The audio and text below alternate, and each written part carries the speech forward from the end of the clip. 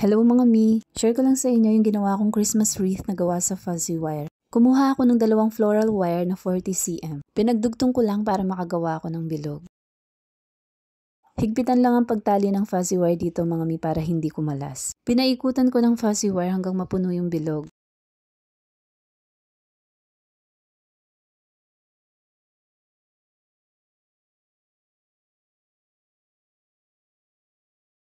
Gumawa ako ng parang dahon na ganito mga mi.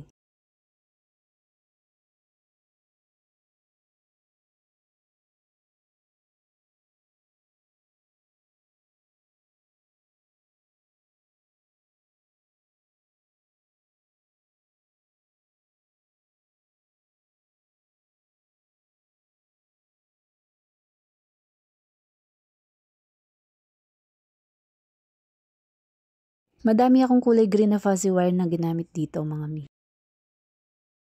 Ganito ko nilagay sa bilog. Itaas ko muna nilagay, katapos sa magkabilang gilid.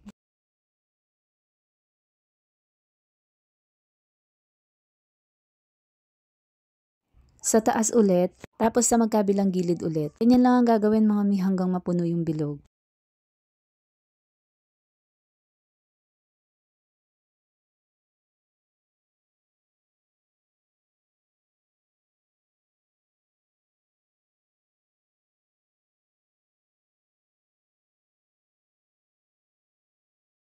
Sunod mga mi, gumawa ako ng bell. Dalawang 15 cm to mga mi. Ganito ko naman ginawa.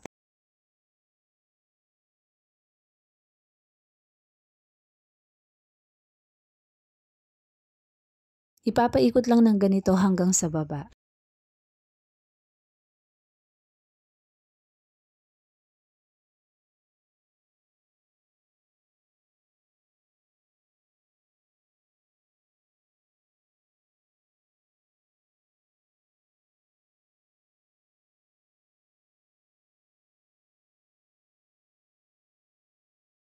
Pagkatapos nagpaikot ako ng fuzzy wire sa floral wire.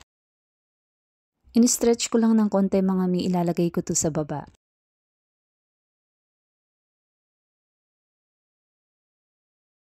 Kuha ko ng pearl tapos dinikit ko yung fuzzy wire.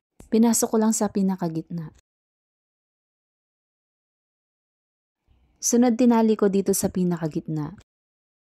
Gumawa din ako ng candy. Ipaikot mo lang ng ganito yung fuzzy wire na kulay red and white.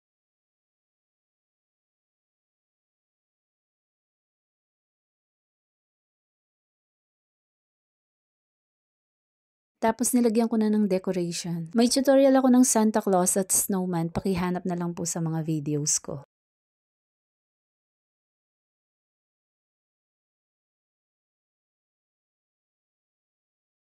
Ito na fuzzy wire na kulay red, tinali ko lang sa gitna. Tapos inayos ko muna. Sunod kinuha ko lang yung mini fan ko. Ito yung ginawa kong panghulma mga mi. Tapos tinali ko lang.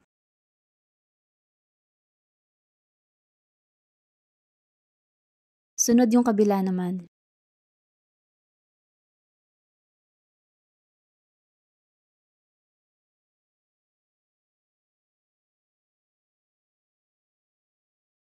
Ginupit ko lang yung sobra mga mi.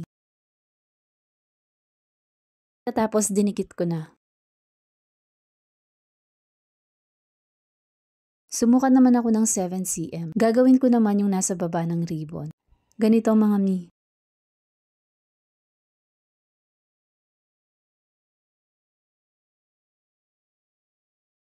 Pagkatapos tatakpan lang yung butas.